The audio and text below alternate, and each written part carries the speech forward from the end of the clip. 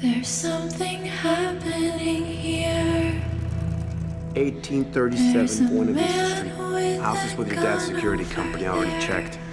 Guy who owns it is an Army vet loner. No family, just him in the house.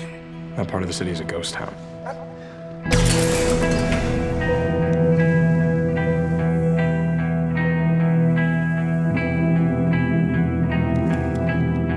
That's kind of fucked up to rob a blind guy, isn't it? Just because he's blind don't mean he's a fucking saint, bro.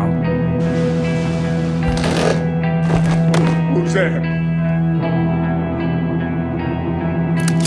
Stay right fucking there.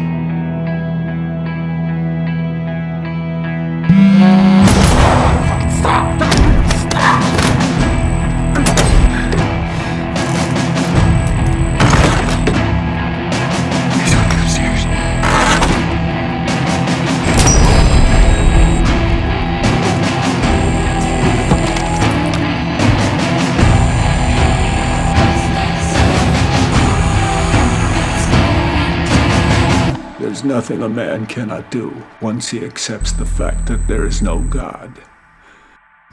Please, God. God. There's no God.